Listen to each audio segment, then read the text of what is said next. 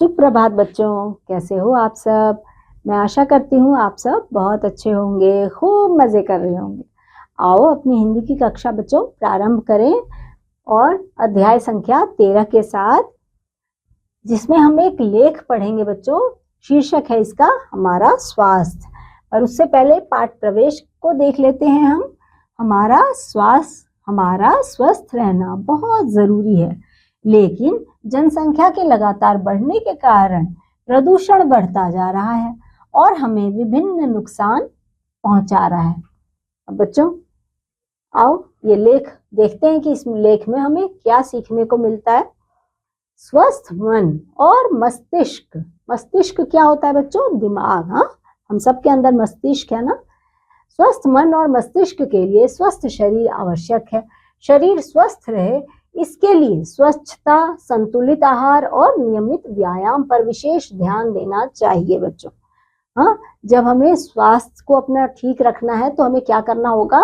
अपने खान पान को और अपने व्यायाम पर भी विशेष ध्यान देना होगा और खान पान को भी ध्यान देने की चेष्टा करनी होगी। स्वच्छता केवल शरीर तक ही सीमित नहीं है। हमारे आसपास का वातावरण, घर तथा वस्त्र आदि सभी स्वच्छ रहने चाहिए।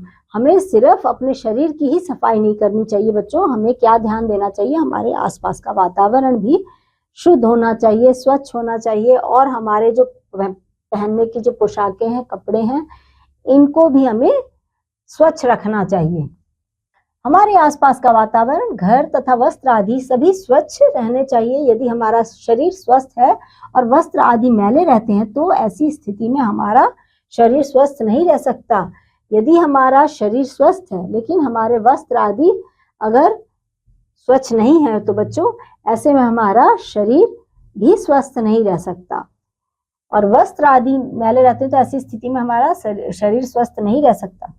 हमारे घर के आसपास यदि स्वच्छता का अभाव है तो निश्चय ही वायु दूषित होगी। यदि बच्चों हमारे घर के आसपास भी स्वच्छता नहीं होगी तो हमारे आसपास का जो वायु है, वातावरण है, वो दूषित होगा। भोजन पानी को तो हम सरल उपाय से शुद्ध कर सकते हैं, किंतु वायु दूषित हो जाने पर उसे हम शुद्ध करना सरल नहीं है।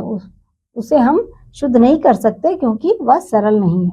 अतः घर के आसपास पूरी सफाई रखनी चाहिए। कूड़ा करकट आदि किसी कूड़ेदान में डालना चाहिए। नालियों को स्वच्छ रखना चाहिए जिससे वायु दूषित ना हो, इसका पूरा ध्यान रखना चाहिए। अब देखो बच्चों, हम भोजन और पानी को तो फिर भी शुद्ध कर सकते हैं, लेकिन आसपास की जो वायु है अगर वो दूषित हो जाती है तो उसे शुद्ध करना हमारे लिए बिल्कुल भी सरल नहीं होता, वायु को शुद्ध करना। अतः हमें घर के आसपास की जो हमारी चीजें हैं ना, उसमें भी आसपास को, हमारा जो घर के आसपास का जो हमें अपने घर के आसपास को भी शुद्ध रखना चाहिए बच्चों, क्योंकि हमें कूड़ा करकट और ये सब जो भी, हमें कूड़ा करकट आदि को भी कूड़ेदान में ही डालना चाहिए बच्चों। और नालियों को भी स्वस्थ रखना चाहिए, क्योंकि अगर नालियों को भी स्वच्छ रखना चाहिए, क्योंकि अगर नालियां भी स्वच्छ नहीं रहेंगी तो वहां से क्या होगा बच्चों?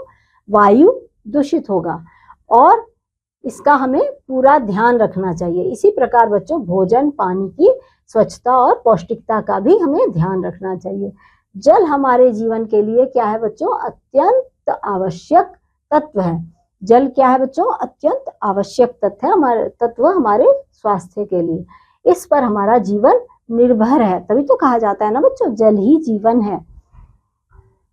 और जल यदि शुद्ध नहीं होगा तो उसके सेवन से हमें अनेक रोगों से ग्रसित होना पड़ेगा, मतलब हमें कई रोग ग्रस लेंगे।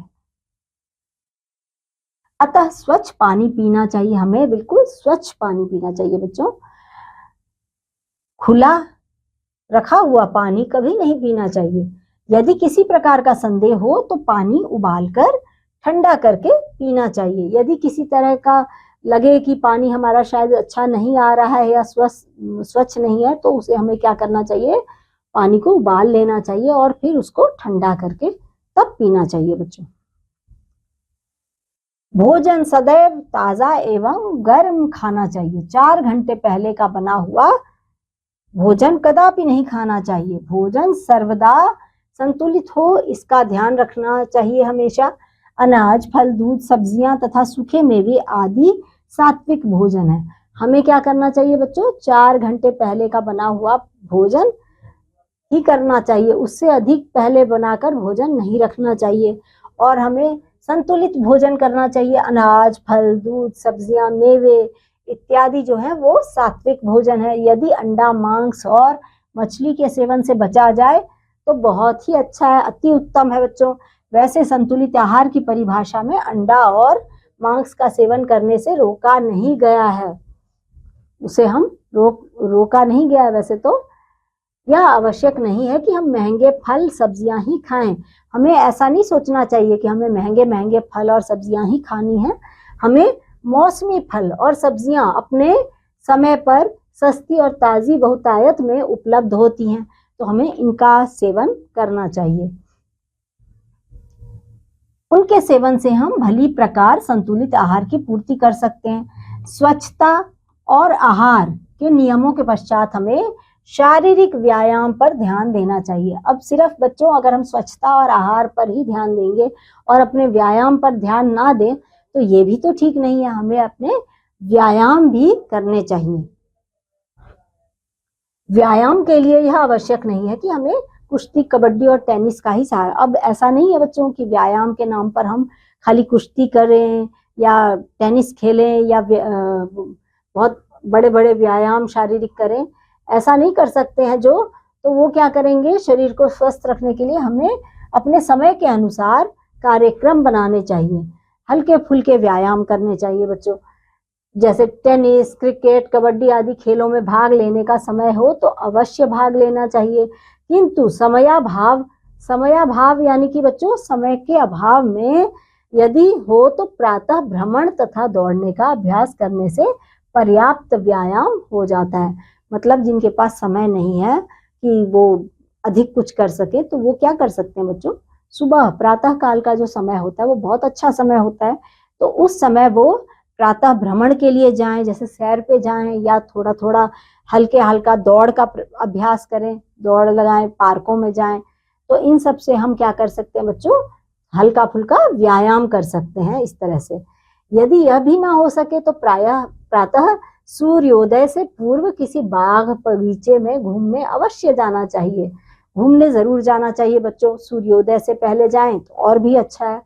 कुछ देर खुले वातावरण में प्रातः भ्रमण एक अत्यंत उपयोगी व्यायाम है। बाग बगीचों में हरे भरे वृक्ष, खिले हुए फूल, उन पर मंडराते भौरे और तितलियां तथा वृक्षों की डालियों पर चहकते हुए भांति भांति के पक्षियों को देखकर मन अति प्रसन्न होता है। जब हम कहीं बाग में या पार्क में जाते हैं बच्चों तो वहां पर हमें हरे हरे वृक्ष दिखते हैं, खिले हुए फूल नजर आते हैं और वहां पर तरह तरह के पक्षी होते हैं, उनकी चहचहाहट हमें सुनाई देती है और उन्हें देखकर हमारा मन बहुत प्रसन्न होता है बच्चों।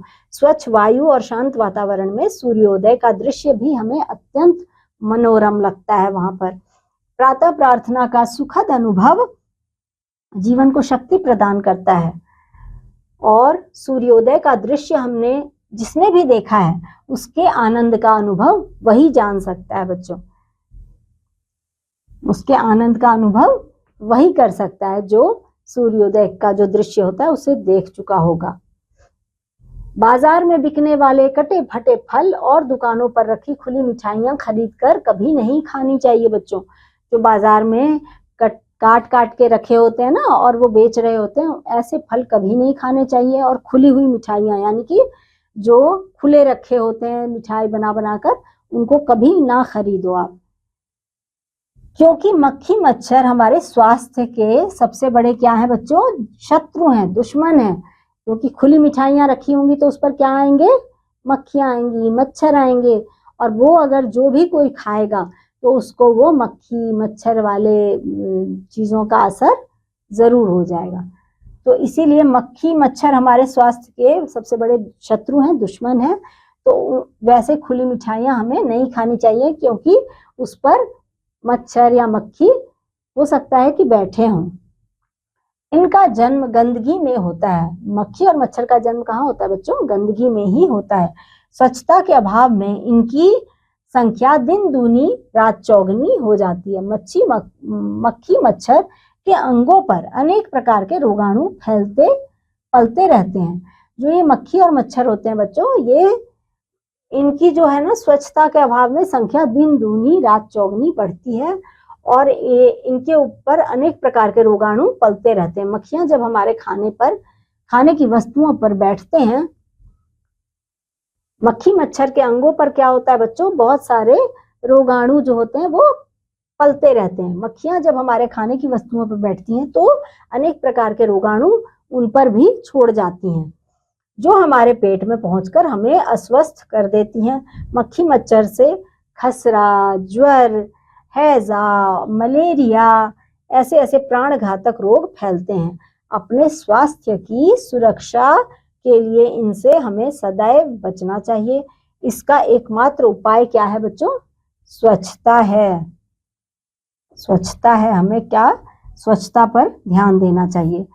अति उत्तम हो यदि घर के आसपास खाली जगहों अथवा आंगन में गुलाब, गेंदा, गुलमेंदी जैसे छोटे छोटे फूलों के पौधे लगाए जाएं।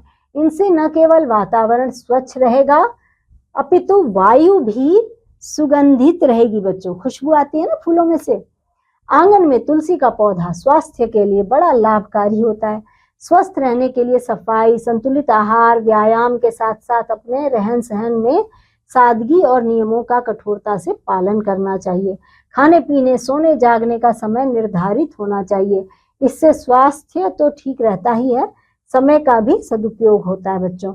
हमें समय पर ही खाना चाहिए, हमें समय पर ही सोना भी चाहिए बच्चों। इससे क्या होता है, हमारे सोने जागने का समय निर्धारित रहता है तो हमारा स्वास्थ्य भी ठीक रहता है। समय का भी इससे सदुपयोग होता है बच्चों। तन मन स्वस्थ होगा तो विचार भी अच्छे उत्पन्न होंगे हमारे।